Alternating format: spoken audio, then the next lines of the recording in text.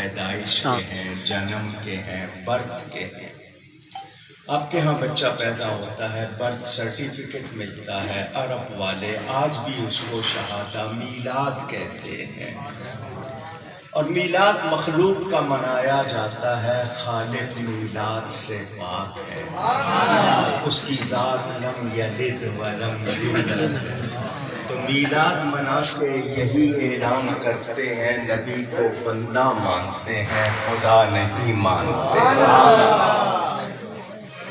یہ عید میلاد النبی قرآن سے بھی ثابت، حدیث سے بھی ثابت۔ اس موضوع پر بہت تقریریں، کتابیں بھی لکھی ہیں، میں نے پوری کتاب لکھی ہے اسلام کی پہلی عید، اردو میں بھی ہے، انگلش میں بھی ہے۔ نیٹ پر میرے نام کا پیج ہے کوکب نورانی اکاڑوی.com، اس پہ آپ پڑھ سکتے ہیں، ورنہ ضیاء القرآن پبلیکیشن لاہور سے چھپی ہے۔ میں نے اس وقت اس موضوع کو نہیں چھیڑنا، میں نے دو باتیں کرنی ہیں۔ ہم لوگ نعت شریف پڑھتے بھی ہیں، نعت شریف سنتے بھی ہیں۔ یہ نعت شریف ہم کہتے ہیں محبت سے، سارا قرآن میرے نبی کی نعت ہے۔ وہ لوگ کتنے خوش نصیب ہیں جو لفظ چنتے ہیں کہ کوئی لفظ ایسا مل جائے جو بارگاہ میں قبول ہو جائے۔ آپ کو ایک ربائی کی داستان سناتا ہوں، پہلے بھی شاید سنی ہو، ذہنوں میں تازہ کر دیں۔ شیخ المشائخ خواجہ خواجگان چشت اہل بہشت حضرت سیدنا محمد نظام الدین اولیاء محبوب الہی قدس سرہ العزیز، یہ حضرت بابا فرید گنج شکر کے خلیفہ ہیں، حضرت نصیر الدین روشن چراغ دہلی کے پیر و مرشد ہیں، سید بھی ہیں، عالم بھی ہیں، بزرگ بھی ہیں، بدایون کے رہنے والے، دہلی میں آپ کا مزار شریف اور آپ کے نام کی پوری بستی نظام الدین مشہور ہے۔ وہ ایک ربائی بہت پڑھا کرتے تھے۔ ربائی کا مطلب چار مصرے، کوارٹریٹ کہتے ہیں انگلش میں، چار مصرے۔ آئیے مل کے وہ ربائی ہم بھی پڑھتے ہیں۔ بلغ العلا بکمالہ کشف الدجی بجمالہ حسن جمیع خصالہ صلوا علیہ وآلہ صلوا علیہ وآلہ۔ میرے کچھ دوستوں نے بلغ العلا بے کمال ہی پڑھا ہے، ایسا نہ کیا کریں۔ بے کے نیچے زیر، عربی میں بے زیر بی، بلغ العلا بے کمال کشف الدجی بجمال، ٹھیک ہے۔ حضرت سلطان آغا تشریف لائے ہیں، محبت سے ان کا استقبال کیجیے۔ نعرہ تکبیر، نعرہ رسالت، مرحبا مرحبا۔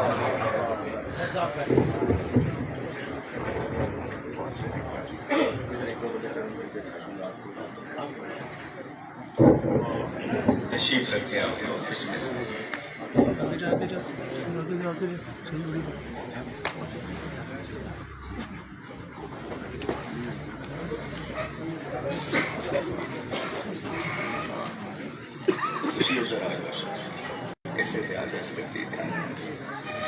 بڑی پھر محبت سے بلغ العلا بکمالہ کشف الدجی بجمالہ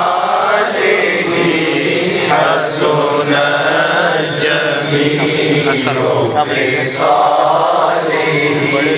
صلوا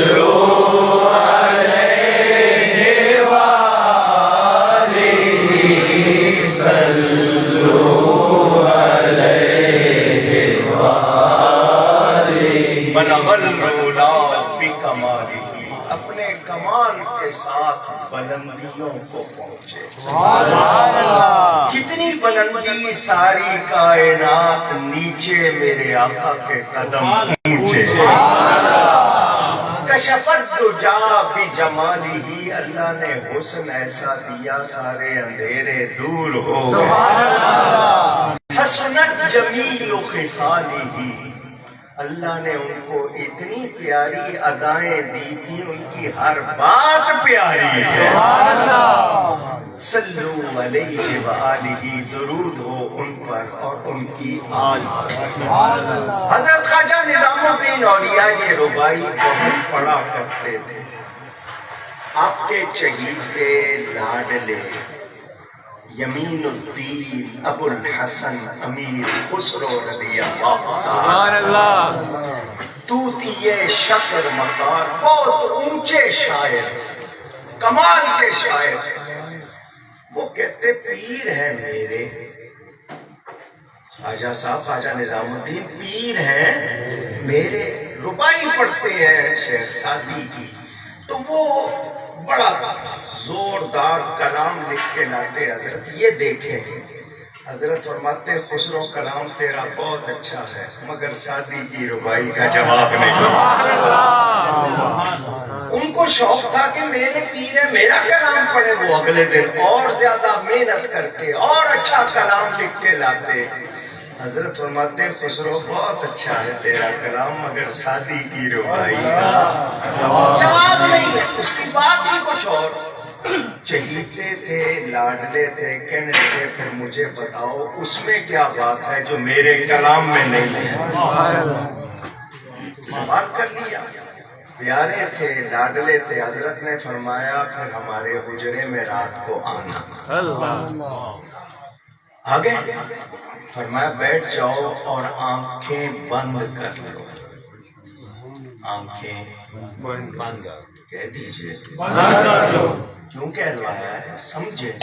آنکھیں بند کرنے کا کیا مطلب؟ صرف یہ نہیں کہ کھلی آنکھ بند کر لو، کیا مطلب ادھر ادھر سے آنکھیں بند کر لو، کسی اور طرف نگاہ نہیں ہونی چاہیے. حضرت نے آنکھیں بند کر لی تو پیر صاحب نے دل کی آنکھیں کھول دی. اب دل کی آنکھیں کھلی تو پھر منظر ہی اور دیکھا. نبی پاک صلی اللہ علیہ وآلہ وسلم کا دربار لگا ہوا، انبیاء صحابہ اولیاء بیٹھے ہیں. شیخ سعدی تشریف لائے. حضرت شیخ سعدی آئے، حضور نے اپنے سامنے بٹھایا اور فرمایا بگو یا سعدی، سعدی جو ربائی لکھی ہے سنا. پڑھ رہے محفل جھوم رہی ہے. بلغ العلا بکمالہ کشف الدجا بجمالہ حسنت جمیع خصالہ صلوا علیہ وآلہ. جسے چاہا در پہ بلا لیا، جسے چاہا اپنا بنا لیا. یہ بڑے کرم کے ہیں فیصلے، یہ بڑے کرم کے ہیں فیصلے، بڑے نصیب کی بات ہے. میں اس طرح پڑھتا ہوں یہ تیرے کرم کے ہیں فیصلے، یہ میرے نصیب کی بات ہے. بلغ العلا بکمالہ. حضرت شیخ سعدی پڑھ رہے ہیں، حضور ان کے ہونٹوں کو چوم رہے ہیں. فرماتے پھر پڑھ، باز بگو. حضرت امیر خسرو کی آنکھوں میں آنسو آ گئے. فرمایا خسرو کلام تیرا بہت اچھا ہے، یہ قبولیت کہاں سے لائے؟ اب اس کی بات سنا دوں آپ کو، کیونکہ دو ہی باتیں کرنی ہیں، اتنا ٹائم نہیں ہے کہ مضمون پھیلاؤں. حضرت شیخ سعدی 800 سال پہلے گلستان اور بوستان دو کتابیں انہوں نے لکھی ہیں، نہیں پڑھی ہیں تو ضرور پڑھنا. پہلے ہر ایک کو بچے کو پڑھا دی جاتی تھی، ساری عمر ٹھوکر نہیں کھاتا تھا. آج بھی وہ کتابیں زندہ ہیں، انگریزی میں بھی ترجمہ، اردو میں بھی ترجمہ. ان کی باتیں آج بھی لوگوں نے جنہوں نے پڑھی ہوئی ہیں ان کو یاد ہے. حضرت شیخ سعدی نے نیت کی میں نبی کی ایسی نعت لکھوں جو قبول ہو جائے اور لوگوں کا وظیفہ بن جائے. وظیفہ کا مطلب روز کی روٹین پڑھنے کی عادت. غسل کیا، روزہ رکھا، ادب سے خوشبو لگا کے بیٹھے، محنت کر کے سوچ کے پہلا مصرع لکھا، بلغ العلا بکمالہ. عربی ہے، میں نے ترجمہ آپ کو بتایا، آپ نے کمال کے ساتھ بلندیوں کو پہنچے. خوش ہوئے، سوچ سوچ کے دوسرا مصرع لکھا، کشفت دجا بجمالہ. اللہ نے جمال ایسے دیا، اندھیرے دور ہو گئے. تیسرا مصرع سوچا، بڑے سوچ کے لکھا، حسنت جمیع خصالہ. ان کی ہر ادا، ہر عادت ہی پیاری. شام ہو گئی، چوتھا مصرع نہیں بنا. وہ ربائی کی جان ہوتی ہے. روزہ افطار کر لیا، مغرب پڑھ لی، سوچ رہے ہیں لکھ رہے ہیں نہیں بن رہا. عشاء ہو گئی، سوچ رہے ہیں نہیں بن رہا. آدھی رات ہو گئی، اونگ آ گئی، خواب میں آ گئے. ساتھی لکھو صلو علیہ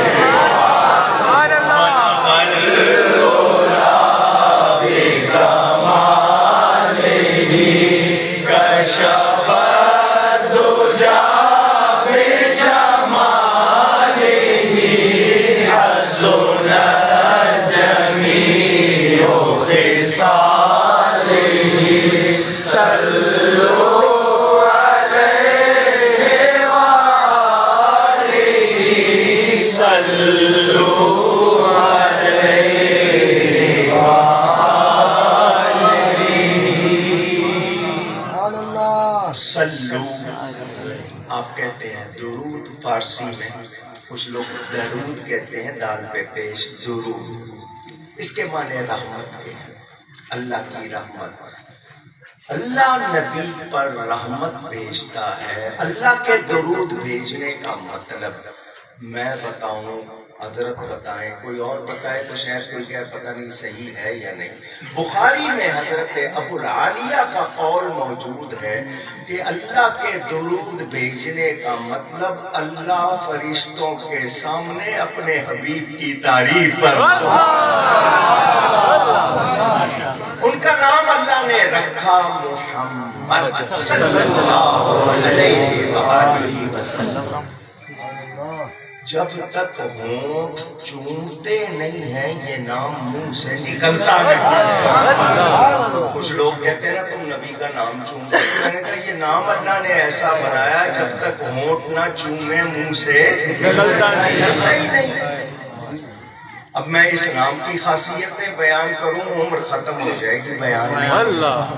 اس کے معنی ہے الذی حمد کرۃ بعد کرۃ، جس کی بار بار نئی سے نئی تعریف کی جائے.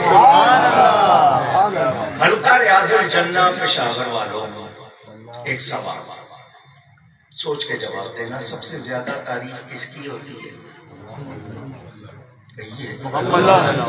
ایک مرتبہ اللہ کہنے سے 40 نیکیاں ملتی. کس کی ہوتی ہے؟ میں نہیں مانتا. اب آپ حیران ہو جائیں گے. حالانکہ قرآن کہتا ہے الحمدللہ رب العالمین، تمام تعریفیں اللہ کے لیے جو سارے جہانوں کا پالنے والا۔ میں نے کہا سب سے زیادہ تعریف اللہ کی نہیں ہوتی، آپ پوچھیں گے کیوں؟ کہ اللہ کی تعریف صرف مخلوق کرتی ہے، میرے نبی کی تعریف خود رب کرتا ہے، اور ساری مخلوق کی کروڑوں تعریفیں مل کے اللہ کی ایک تعریف کے برابر ہو سکتی نہیں۔ یہ اللہ کا نام محمد نہیں، میرے نبی کا ہے، کیونکہ نبی کی تعریف خود رب فرماتا ہے۔ اب ایک بات اور بھی سن لیں، اس کائنات پر وہ وقت آ سکتا ہے کہ اللہ کی تعریف کرنے والا کوئی نہ ہو۔ کل من علیہا فان ویبقى وجہ ربک ذو الجلال والاکرام، عرش فانی ہے، اللہ باقی۔ تو ایسا وقت آ سکتا ہے کہ اللہ کی تعریف کرنے والا کوئی نہ ہو، مگر وہ وقت نہیں آ سکتا کہ نبی پہ درود بھیجنے والا کوئی نہ ہو، کیونکہ یہ کام رب کرتا ہے، اور رب کی کوئی ابتدا نہیں ہے، کوئی انتہا نہیں۔ کائنات نہیں تھی، اللہ تھا، کائنات نہیں ہوگی، اللہ ہوگا۔ کائنات نہیں تھی، اللہ نبی پہ درود بھیج رہا تھا، کائنات نہیں ہوگی، اللہ درود بھیج رہا ہے۔ اللہ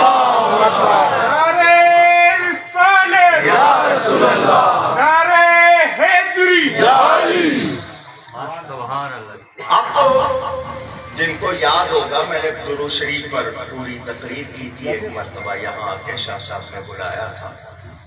آپ ایک مرتبہ درود بھیجتے ہو، اللہ کی طرف سے 10 مرتبہ آپ پر رحمت ہوتی ہے، اور کتنے فرشتے آپ پر درود بھیجتے ہیں، آپ ساری عمر کیا پوری دنیا مل کے گن سکتی نہیں۔ اور جس پر درود بھیجنے سے مجھے اتنا فائدہ ہے، خود اس آقا کو کتنا فائدہ۔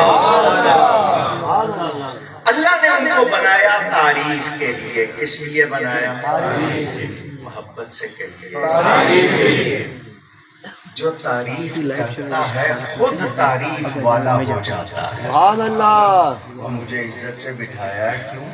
سبحان اللہ، کیا کمال ہے مجھ میں ان کی تعریف کرتا ہوں، آپ مجھے عزت دیتے ہیں، اور جو ان کی تعریف کرتا ہے خود تعریف والا ہو جاتا ہے۔ سنیں، یہ بات آج کے لوگوں کو سمجھ نہیں آئی، ابو جہل کو سمجھ آ گئی۔ آج کے لوگوں کو اس کو سمجھ آ گئی۔ اس نے ایک دن اپنے سارے ساتھیوں کو جمع کیا، ادھر آؤ، سارے آ گئے۔ کہنے لگا وہ نبی سچ کہتا ہے، تم بڑے بے وقوف ہو۔ اس کے ساتھی سنگی کہنے لگے کیا ہو گیا ہے، آج تو اس نبی کی تعریف کرنے لگ گیا، ہوا کیا ہے؟ وہ سچ کہتا ہے، کیا سچ کہتا ہے؟ ارے اس کو محمد بھی کہتے ہو، پھر اس کی برائی کرتے ہو۔ محمد میں تو کوئی برائی ہوتی نہیں، جو محمد ہوتا ہے اس میں کوئی برائی نہیں ہوتی۔ یا اس کو محمد کہنا چھوڑ دو یا برائی کرنا چھوڑ دو، یہ اس کو بھی سمجھ آ گیا کہ محمد میں کوئی برائی نہیں ہے۔ صلی اللہ علیہ وسلم۔ سبحان اللہ، یہ میرا عقیدہ نہیں ہے، یہ صحابی کا بھی عقیدہ ہے۔ خلقت مبرأ من کل عیب کأنک قد خلقت کما تشاء، حضور آپ ہر عیب سے پاک پیدا ہو۔ بے شک، سبحان اللہ۔ حدیث کی 3 قسمیں ہوتی ہیں، حدیث کی 3 قسمیں یاد کر لیں، قولی، فعلی، تقریری۔ آپ کے ہاں بولنے کو تقریر کرنا کہتے ہیں، عربی میں تقریر کا مطلب خاموش ہونا ہوتا ہے۔ عربی نہیں آتی اس لیے آپ کو پتہ نہیں ہے۔ قولی، فعلی اور تقریری، یہ 3 قسمیں ہوتی ہیں حدیث کی۔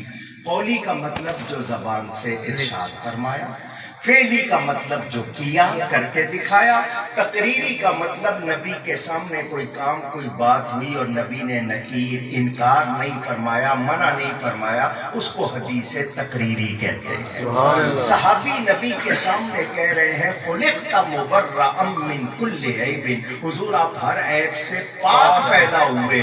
نبی منع نہیں کر رہے، کیا مطلب تو جو کہہ رہا ہے صحیح کہہ رہا ہے۔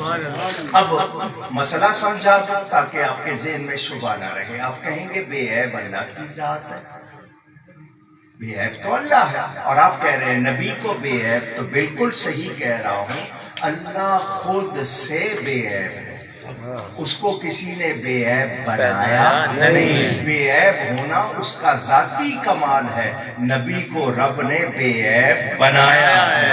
ایک ذاتی کمال ہوتا ہے، ایک عطا کیا ہوا، دونوں برابر نہیں ہوتے، جب برابر نہیں تو شرک بھی نہیں۔ تو ہم نبی کو بے عیب مانتے ہیں رب کے بنانے سے، اللہ خود سے بے عیب ہے، نبی کو رب نے بے عیب بنایا ہے۔ سبحان اللہ۔ تو محمد میں کوئی عیب نہیں۔ تو ساتھیوں نے کہا برائی تو چھوڑ نہیں سکتے، ہماری قسمت میں ہی برائی ہے، ہم نے کرنی ہے، برائی تو چھوڑ نہیں سکتے۔ اس نے کہا پھر نام لینا چھوڑ دو۔ تو کہنے لگے ہم یہ کہیں گے وہ ایسا ہے وہ ایسا، تو لوگ پوچھیں گے کون، نام تو لینا پڑے گا۔ تو اس نے کہا پھر کوئی اپنی طرف سے نام بنا لو۔ انہوں نے سوچ کے نام بنایا مزمم۔ مزمم کے معنی جس کی بہت برائی کی جائے۔ باہر نکل کے کہنے لگے مزمم ایسا ہے، مزمم ایسا ہے، مزمم ایسا ہے۔ صحابہ نے سنا، حضور کے پاس دوڑے ہوئے آ گئے۔ حضور پہلے نام لیتے تھے، اب انہوں نے یہ کہنا شروع کر دیا، فرمایا خوش ہو جاؤ، میرا نام لے کے برائی کرتے تھے، رب کو گوارا نہیں، اللہ نے میرے نام سے برائی کو دور کر دیا۔ یہ کسی مزمم کی برائی کرتے ہوں گے، وہ ہوگا ایسا، میں تو محمد ہوں صلی اللہ علیہ وسلم، میرے نبی میں کوئی عیب نہیں۔ تو درود کا مطلب ہوا اللہ تعالی نبی پر رحمت فرماتا ہے، ان کی تعریف کرتا ہے۔ ہمارا کوئی عمل ایسا نہیں تھا کہ ہم نبی کا حق ادا کر سکتے۔ اللہ نے فرمایا میں تمہیں ایک گر بتا دیتا ہوں، میں درود بھیجتا ہوں، تم بھی بھیجو، میں بھیجتا ہوں تم بھی بھیجو۔ تو تمہارا درود بھیجنا، تم کیا کہو گے؟ اللہم صلی علی، یا اللہ تو بھیج۔ اللہ فرماتا ہے تم بھیجو، آپ کہتے ہیں یا اللہ تو بھیج، کیا مطلب؟ یا اللہ جیسے نبی کی تعریف کا حق ہے ہم سے ہو سکتا نہیں، تو ہی ان کی شان کو جانتا ہے، ان کی شان کے مطابق تو ہی ان پر رحمت فرما۔ مگر ہم چونکہ شامل ہو جاتے ہیں، ہم اس عمل میں تمنائی بن جاتے ہیں، تو اللہ ہماری جھولی بھر دیتا۔ اذان کے بعد آپ دعا کرتے ہو اللہم رب ھذہ الدعوۃ التامہ والصلاۃ القائمہ، یہ دعا پڑھتے ہو؟ الحمدللہ پڑھتے ہو یا نہیں؟ الحمدللہ یاد ہوگی جن کو وہ پڑھتے ہوں گے۔ آپ کہتے ہو وَبَعْثُوا مَقَامًا مَحْمُودًا الَّذِي وَعَدتَّ، یا اللہ تو ان کو اس مقام پر بھیج جس کا تو نے ان سے وعدہ فرمایا۔ تو نبی کو وہ مقام کیا آپ کی دعا سے ملے گا؟ نہیں پوچھ رہا ہوں، نہیں اگر آپ دعا نہیں کرو گے تو کیا ان کو مقام نہیں ملے گا؟ ملے گا، ملے گا، مگر آپ اس مقام کے لیے دعا کر کے ہو گئے تمنائی۔ سبحان اللہ، کیا ہو گئے؟ تمنائی۔ اور سناتا ہوں، حضرت ابراہیم علیہ السلام کو اللہ نے حکم دیا کعبہ بناؤ، وہ اور ان کے بیٹے مل کے کعبہ بناتے ہیں۔ حضرت جبریل امین بتاتے جاتے ہیں، حضرت ابراہیم بناتے جاتے ہیں۔ بنانے کے بعد دعا کی ربنا وابعث فیہم رسولا، یا اللہ کعبہ میں نے بنا دیا ہے، بسانے والا رسول تو بھیج دے۔ حضور خود فرماتے ہیں میں حضرت ابراہیم کی دعا اور حضرت عیسیٰ کی بشارت ہوں۔ تو حضرت ابراہیم اگر دعا نہ کرتے تو کیا میرے نبی نہ ہوتے؟ پوچھ رہا ہوں، ہوتے، کیونکہ حضور نہ ہوتے تو حضرت ابراہیم ہی نہ ہوتے، بابا بھی نہ ہوتا۔ چنانچہ اعلیٰ حضرت کیا فرماتے سبحان ہیں؟ اللہ، ہوتے کہاں خلیل و بنا کعبہ و منا، لولاک والے صاحبی سب تیرے گھر کی ہے۔ لولا کا اللہ خود فرماتا ہے پیارے تجھے نہ بناتا میں کچھ بھی نہ بناتا۔ تو حضرت ابراہیم نہ ہوتے، لیکن حضرت ابراہیم دعا کر کے بن گئے تمنائی۔ سبحان اللہ، کیا بن گئے؟ تمنائی۔ میرے نبی کی کوئی تمنا کرے اور خالی رہ جائے، اللہ، یہ تو ہو نہیں سکتا۔ میرے نبی کی عطا دیکھیں، حضرت ابراہیم نے ایک بار تمنا کی، میرے آقا نے کیا فرمایا؟ اے خلیل تو نے ایک بار تمنا کی ہے، میں اپنے ہر امتی سے روزانہ 5 ٹائم تجھ پر تیری آل پر درود ماشاء اللہ ملا یا نہیں بے شک اونچی اب آپ کرتے ہیں دعا اذان کے بعد، یا اللہ ان کو وہ مقام عطا کر، تو جب آپ کرتے ہیں دعا تو آپ کرتے ہیں تمنا کہ جب ان کو وہ مقام ملے تو شفاعت ہماری ہو جائے۔ بات سمجھ میں آ گئی؟ تو ہم دعا کر کے تمنائی بنتے ہیں، تو درود پڑھ کر ہم نبی کو کوئی فائدہ نہیں پہنچاتے، اپنی ہی جھولی بھرتے بھیجتے ان پر ہے، کام ہمارا بنتا ہے، قسمت ہماری سنورتی ہے، جنت کے راستے ہمارے لیے کھلتے ہیں۔ سمجھ آ گئی؟ تو آپ کو ایک تو یہ بات سنانی تھی، یہ ربائی، اب اسی میں ایک شعر پڑھ کے وہ بھی سنانا ہے، اور پھر میں زیادہ ٹائم نہیں لوں گا کیونکہ آپ لوگ محظوظ رہیں، جن کو بلایا ہے وہ آپ کو سنائیں گے۔ توجہ، ایک شعر اسی میں پڑھا جاتا ہے، خالد محمود صاحب نے لکھا، بڑا اچھا شعر ہے۔ وہ کیا کہتے ہیں؟ میں بروں سے لاکھ برا سہی مگر ان سے ہے میرا واسطہ، میری لاج رکھنا میرے خدا، سب کی لاج رکھنا میرے خدا، یہ تیرے حبیب کی بات ہے، سب کی لاج رکھنا میرے خدا۔ شعر آپ نے سنا، آپ کو پسند آیا، میں واقعہ سناؤں گا۔ میرے نبی پاک سے پردہ، جب اس کو پتا چلا نبی پاک پردہ فرما گئے، بہت رویا۔ کیا میں ان کو دیکھ نہیں سکوں گا؟ اس کی جو کیفیت، وہ رویا، لوگوں سے کہنے لگا مجھے ان کی قبر پر لے چلو۔ حضور کی کیا مانگا، بس آپ کو یہ سن کے بڑا لطف آئے گا، اگر نہیں سنا تو سنیں۔ اس نے کہا یا اللہ تو غنی ہے، سبحان اللہ، تو غنی ہے، غنی بے پرواہ کو کہتے ہیں، نفع نقصان سے اللہ کی ذات، کوئی اس کی نماز پڑھے نہ پڑھے اس کو کوئی فرق پڑتا نہیں، جو پڑھ لیتا ہے اپنے بڑے کو، اللہ کو ہمارے سجدوں کی ضرورت نہیں۔ تو غنی ہے، میں فقیر ہوں۔ فقیر سے مراد آپ لوگ بھکاری لیتے ہو، مانگنے والا۔ فقیر وہ نہیں ہوتا جو در در جا کے مانگے، یہ فقیر کا لفظ بڑا اونچا لفظ ہے، مگر آپ کے ہاں عرف عام میں بھکاری کو کہتے ہیں۔ یا اللہ تو غنی ہے، تجھے کوئی فرق پڑتا مجھے پڑتا ہے، مجھے پڑھتا ہے، تو اگر مجھے بخش دے تیرا کچھ جاتا نہیں، اللہ بے شک، تیرا کچھ میرا بھلا ہو جائے گا، میرے بیڑے پار ہو جائیں گے، تیرے حبیب کو خوشی ہوگی، سبحان اللہ، میں بخشا جاؤں گا تو تیرے حبیب کو خوشی ہوگی، کیونکہ حضور ہم پر بالمؤمنین رؤوف الرحیم، مومنوں پر بڑے ہی مہربان شفقت فرمانے والے۔ کوئی ماں اتنی مہربان نہیں جتنا نبی اپنے امتی پر مہربان۔ سبحان اللہ، سبحان اللہ، ہمیں اندازہ نہیں ہے، ہم میلاد منا کر ان پر کوئی احسان نہیں کرتے، وہ ساری ساری رات ہماری یاد میں روتے تھے، ہمارے لیے نہیں فرمایا قبر میں جب جاؤں گا تمہارے اعمال مجھ پر پیش کیے جائیں گے، اچھے ہوں گے تو خوش ہوں گا، تمہارے اعمال اچھے ہوں گے تو خوش ہوں، اور اگر برے ہوئے تو یہ نہیں فرمایا ناراض ہوں گا، اللہ کریم ہے نا، بہت یہ نہیں فرمایا اگر تمہارے اعمال اچھے نہ ہوئے تمہارے لیے بخشش کی دعا کروں گا۔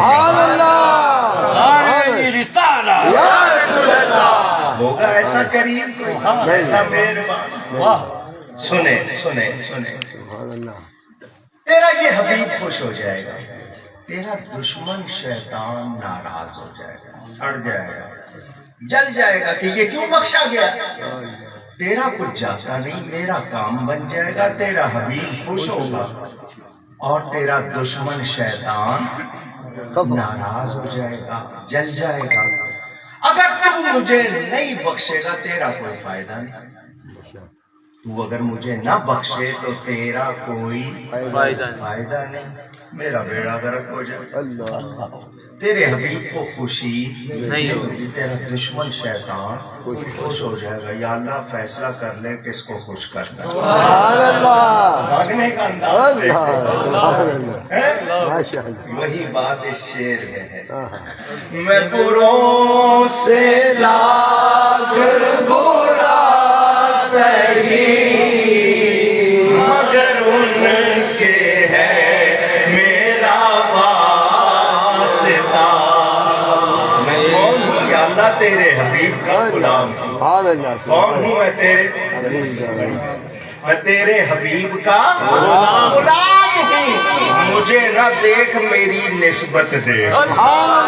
میں بروں سے لاکھ برا سہی مگر ان سے ہے میرا واسطہ۔ میری لاج رکھنا میرے خدا، سب کی لاج رکھنا میرے خدا، میری لاج رکھنا میرے خدا۔ یہ تیرے حبیب کی بات ہے، مجھے بخشے گا تیرا حبیب خوش ہو جائے گا۔ میری لاج رکھنا میرے الہ، یہ تیرے حبیب کی بات ہے۔ بروں میں لاکھ برا سہی مگر ان سے ہے میرا واسطہ۔ میری لاج رکھنا میرے خدا، یہ تیرے حبیب کی بات ہے۔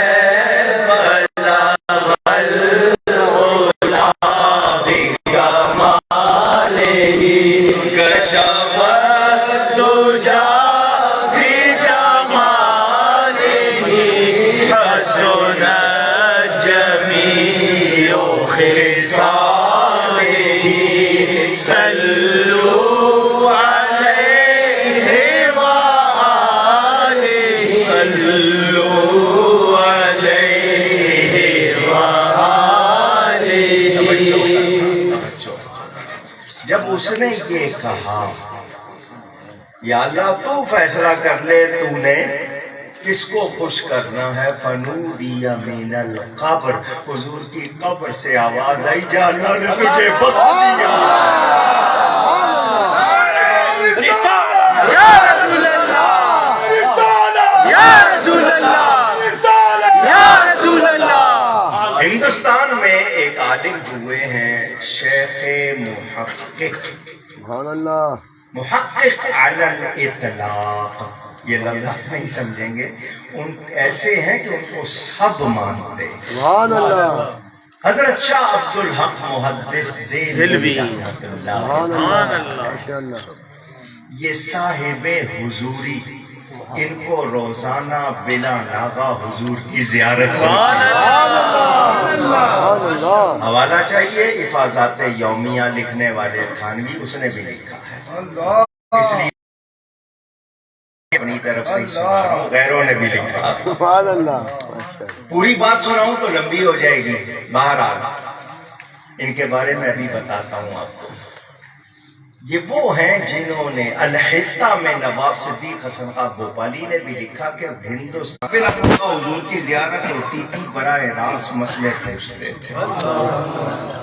انہوں نے ایک کتاب لکھی ہے اخبار الاخیار، اخیار خیر کی جمع، اخبار خبر کی جمع، اچھوں کی خبریں، سبحان اللہ، اولیاء کے بارے میں ان کے حالات لکھے۔ اس کتاب کے آخر میں انہوں نے ایک بات لکھی ہے جو شاید آپ نے نہیں پڑھی، آپ کو سنانی ہے، سبحان اللہ، سنیں گے؟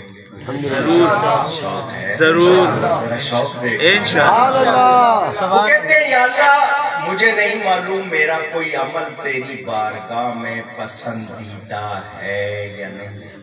میں نے نمازیں بھی پڑھی ہے، روزے بھی رکھے، زکوٰۃ بھی دی ہے، حج بھی کیا ہے، میں نے کتابیں بھی لکھی ہیں، حدیث کی خدمت، قرآن کی تفسیر، مگر میں تیری بارگاہ میں ایک عمل پیش سبحان اللہ، اور چاہتا ہوں کہ اس عمل کے صدقے تو مجھے بخش دے۔ سبحان اللہ۔ اندازہ کریں کتنے بڑے عالم، صاحب حضوری، ایک عمل پیش کرتا ہوں تیری بارگاہ میں، وہ کیا کہ جب محفل میلاد ہوتی ہے اور آخر میں سلام، میں ادب سے کھڑا ہو جاتا ہوں، میرا عمل تیری بارگاہ میں پسند ہے تو قبول کر لے اور مجھے بخش دے۔ سبحان اللہ، ماشاء اللہ، کسی دلیل کی ضرورت ہے؟ نہیں، ہم محبت والے ہیں۔ اچھا، ہم آؤ شاہ صاحب کی آپ کو بات سنا دوں، میں نے ذکر کر دیا تو سنا دیتا ہوں۔ یہ گئے افغانستان کے رہنے والے ہیں، یہ گئے اپنا وطن، خاندان، گھر بار چھوڑ کر مدینہ۔ سبحان اللہ، نبی پاک سے یہ کب کا زمانہ ہے جس کو آپ مغل اعظم کہتے ہو نا، اکبر، یہ اس کا زمانے کی بات ہے۔ یہ گئے مدینہ، اتنے 400-500 سال ہو گئے۔ مدینہ جا کر عرض کی حضور میں گھر چھوڑ کے آیا ہوں، خاندان چھوڑ کے آیا ہوں، وطن چھوڑ کے آیا ہوں، سب کچھ چھوڑ کے آیا ہوں، مجھے اپنے پاس رہنے کی اجازت دیجیے۔ سبحان اللہ، سبحان حضور اللہ، صلی اللہ علیہ وسلم کو خواب میں ملے، فرمایا عبدالحق ہمارا حکم ہے ہندوستان جاؤ اور ہمارے دین کی تبلیغ کرو۔ سبحان اللہ۔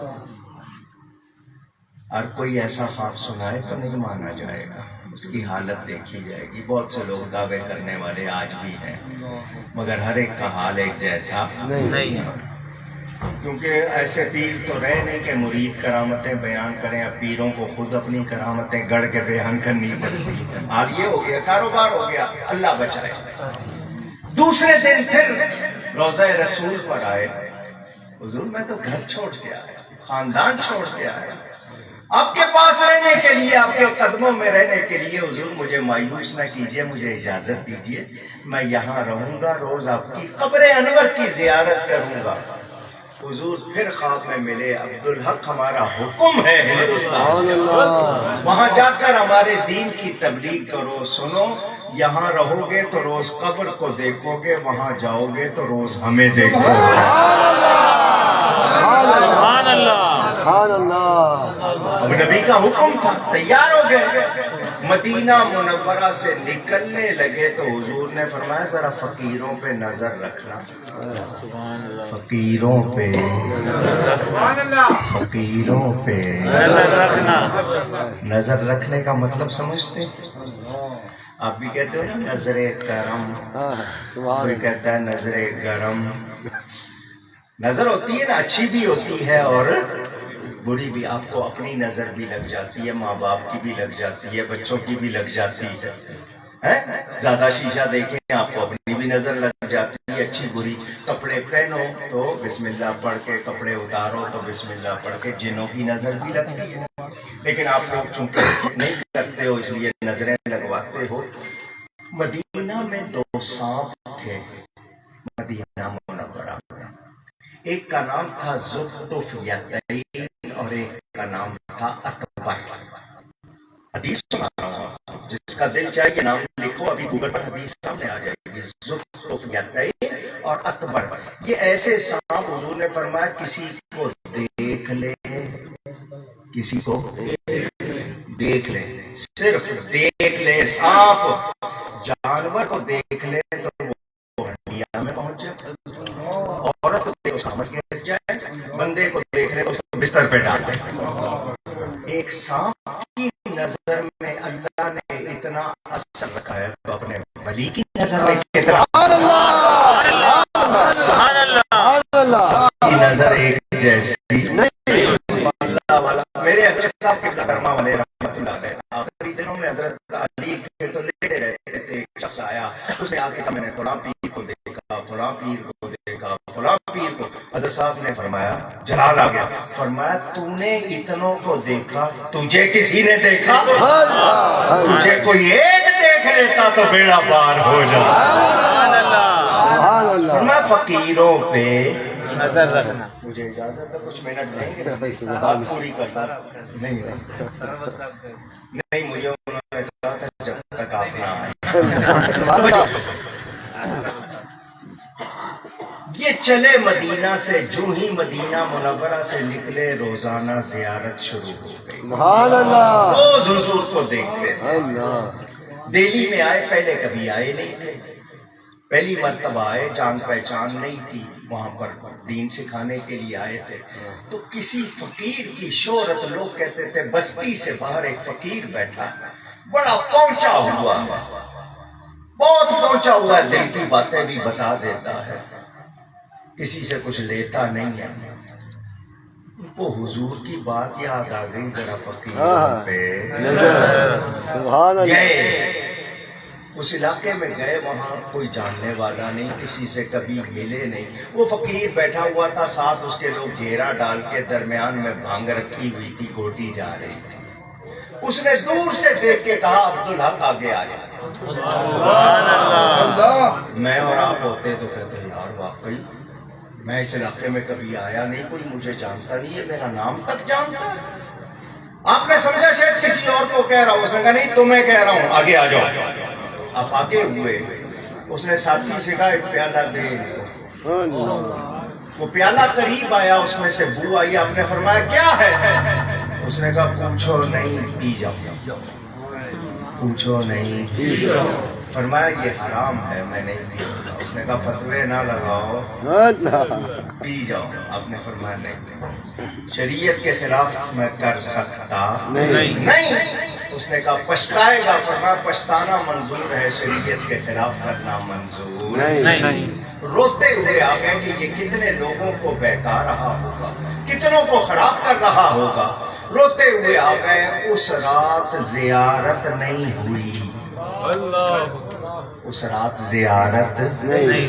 میں اور آپ ہوتے تو سوچتے واقعی اس فقیر کا کہنا نہیں مانا تو نتیجہ دیکھ لو, زیارت رک گئی ہے, اتنا پہنچا ہوا. ہم تو یہی سوچتے. حضرت صاحب روتے رہے. فرمایا میں نے جو کیا ہے شریعت کے مطابق کیا ہے, انشاءاللہ بھلا ہوگا. یہ میرا امتحان ہو سکتا ہے, صبر کیا. لیکن جس کو روز زیارت ہوتی ہو اور اس دن نہ ہو تو پھر اس کی کیفیت وہی سمجھ سکتا ہے. میں اور آپ اندازہ کر سکتے ہیں بغیر پانی کے جس طرح مچھلی ہوتی ہے وہ کیفیت. روتے روتے اگلا دن بھی گزر گیا, دوسرے دن بھی زیارت نہیں. کیا حال ہوگا. مگر دل مطمئن تھا کہ میں نے شریعت پہ عمل کیا ہے, خیر ہوگی. سبحان اللہ. تیسرا دن آیا, خواب دیکھا کہ ایک مکان ہے, اس میں حضور صلی اللہ علیہ وآلہ وسلم تشریف فرما. سبحان اللہ. آپ کو پتا چلا کہ اس میں ہے تو آپ جانے لگے. دروازے پر وہی ملنگ آ گیا, وہی ملنگ نشے والا. اور اس نے کہا عبدالحق جب تک پیو گے نہیں میں جانے نہیں دوں گا. میں اور آپ ہوتے تو کیا کہتے, اگر یہ غلط ہوتا تو یہاں کیوں ہوتا, اگر یہ غلط ہوتا تو یہاں کیوں ہوتا. حضور کے مکان کے دروازے پہ کھڑا ہے تو غلط آدمی کیسے کھڑا ہو سکتا ہے. ہماری تو سوچ اتنی. آپ نے فرمایا نہیں پیوں گا. اس نے کہا میں نہیں جانے دوں گا. اندر سے نبی پاک صلی اللہ علیہ وسلم کی آواز آئی, 3 دن ہو گئے عبدالحق نہیں آیا. لوگوں نے کہا وہ فلانا ملنگ اس کا راستہ روکے ہوئے ہے. فرمایا اس کتے سے کہو ہٹ جائے, عبدالحق کو آنے دے. ملنگ اسی وقت کتا بن گیا. تمہارے منہ سے جو نکلی وہ بات ہو کے کیونکہ اس منہ پہ کون بولتا ہے, اسی وقت کتا بن گیا, ہٹ گیا. آپ اندر گئے. حضور نے فرمایا عبداللہ کی یہ تیرا امتحان تھا, اگر تو پی لیتا تو سب کچھ چھن جاتا. وہ حضرت شاہ عبدالحق محدث تھے. اگلی صبح آپ پھر گئے اس کے پاس, اسی فقیر کے ملنگ کے ٹھکانے پہ پھر گئے. وہاں دیکھا تو سارے نشہ کر کے سو رہے تھے. ان کا تمہارا ملنگ کہاں ہے, گرو کا ہے. ان کا یہ اندر ہے کمرے میں. کھولو دروازہ. دروازہ کھولا تو کتا نکلا. لوگوں نے کہا وہاں تو ملنگ تھا، گرو تھا اندر، یہ کہ آپ نے سارا واقعہ سنایا، کچھ نے توبہ کر لی کچھ نے نہیں. کیونکہ بعض ہوتے ہیں نا اڑیل نہیں ماننا، وہ نہیں مانے، لیکن ہمیں پتہ چل گیا جو نبی کا وفادار نہیں، جو شریعت کا پابند نہیں، ہوا میں اڑ کے دکھا دے پانی پہ چلے، ہم ولی ماننے کو تیار نہیں. آخری بات صلو علیہ وآلہ. آل سے کیا مراد ہے؟ بس یہ بات کرنی ہے اور اجازت لینی ہے آپ سے. نماز میں بھی آپ پڑھتے ہو درود ابراہیمی اللہم صلی علی سیدنا کیوں نہیں کہتے؟ صرف محمدن کیوں کہتے ہو؟ اللہم صلی علی سیدنا. کیا کہنا ہے؟ کیا کہنا ہے؟ سیدنا محمد. ان کا نام لوگے تو صاحب، ان کا نام لوگے تو صاحب، نبی کا نام ایسے ہی لے لیں. اللہ. جب بھی پڑھو اللہم صلی علی سیدنا صلی اللہ، ماشاء ٹھیک اللہ ہے؟ ماشاء اللہ. سبحان اب اللہ. آپ نے درود بھیجا، آگے کہا والا آل سیدنا محمد. آل سے کیا مراد ہے؟ اکثر لوگوں کو یہ معلوم ہے آل سے مراد نبی کی اولاد. کوئی شبہ نہیں، کوئی شبہ نہیں. نبی کا خون ہے، بے شک نبی کا خون ہے، کوئی شبہ نہیں، وہ آل ہے. مگر آل سے مراد صرف اولاد نہیں ہے، آپ بھی ہیں. سبحان اللہ. سبحان اللہ. یا رسول اللہ. اللہ. ثبوت قرآن سے دوں گا، اپنی طرف سے نہیں. ماشاء اللہ. آل فرعون کا لفظ قرآن میں ہے یا نہیں؟ جی ہے. فرعون کی تو اولاد نہیں، ہم. فرعون کی کوئی اولاد نہیں. وہ اولاد کے قابل ہی نہیں تھا. آل فرعون تو آل کا معنی سچا ماننے والا بھی آل ہے. قرآن سے سنا، کامل متبع پیروی کرنے والا بھی آل ہے. پہلے درجے پہ حضور کی اولاد، سبحان اللہ. بے شک. اولاد پہلے درجے پہ، لیکن آل میں سارے مومنین شامل ہیں. سبحان اللہ. درود بھیجتے ہوئے صرف یہی نہیں سمجھو ان پر بھی بھیج رہے کو اپنا بھی بھلا کر رہے ہیں. سبحان اللہ.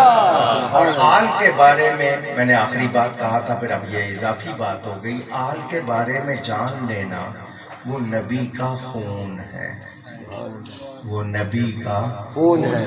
وہ نبی کا خون ہے. نہیں جانتے نا اس بات کو، کاش سے سمجھ لیتے. حضور صلی اللہ علیہ وسلم کا ہونٹ مبارک زخمی ہوا احد میں، خون نکل رہا تھا. حضرت مالک بن سنان آگے بڑھے، حضور یہ ہونٹوں سے نکلنے والا خون بند کر دو. حضور نے فرمایا کیسے کرے گا؟ اس نے کہا بس آپ اجازت دے دیں، پھر دیکھیں میں کیا کرتا ہوں. نبی نے اجازت دی، انہوں نے آگے بڑھ کے نبی کا ہونٹ اپنے منہ میں لے لیا، سبحان اللہ. چوسنا شروع کر دیا. اتنا چوسا وہ جگہ سفید ہو گئی، خون رک گیا. ڈاکٹر بھی کہتے ہیں جہاں سے خون نکلے دباؤ تو خون رک جاتا ہے. خون رک گیا، وہ جتنا خون تھا وہ ان کے منہ میں آ گیا. حضور نے فرمایا تھوک دے، وہ پی گئی. اللہ. سبحان اللہ. ٹھیک ہے. وہ ٹھیک ہے. اونچی گئیے گا، سبحان اللہ. سبحان اللہ. صحابی تھے. آپ کا خون اور پھینک دو، پی گئے. حضور نے یہ نہیں فرمایا جاؤ جا کے پیٹ صاف کراؤ، علاج کراؤ، خون میں جراثیم ہوتے ہیں. اور دم کا لفظ قرآن میں آیا، خون جائز نہیں ہے، حرام ہے. نہیں، میرے آقا نے انعام دیا، فرمایا من اراد ان، جو بھی تم میں سے من اراد ان ینظر الی رجل من اہل الجنت فلینظر الی ھذا. تم میں سے کوئی کسی جنتی مرد کو دیکھنا چاہتا ہے تو اس کو دیکھو. سبحان اللہ. سبحان اللہ. اس میں میرا خون چلا گیا، سبحان اللہ. سبحان اللہ. اس میں میرا خون چلا گیا. جس میں چلا گیا وہ جنت. جو خون ہے. سبحان اللہ. سبحان اللہ. مگر کوئی سید یہ نہ سمجھے کہ وہ شریعت سے مستثنا ہے، اس کو دوسروں سے بہتر ہونا چاہیے. بے شک. قانون اسلام کا اس پر بھی ہے، وہ یہ نہیں ہوگا کہ اس کا گناہ اس کو معاف ہے، ایسی بات شریعت کا حکم اس پر بھی، مگر نسبت کا فیضان اگر وہ اس کی قدر رکھے، لاج رکھے تو سونے پہ سہاگا۔ سمجھ آ گئی تو صلو علیہ وآلہ۔ گفتگو میں مجھ سے کوئی غلطی ہوئی ہو اللہ کا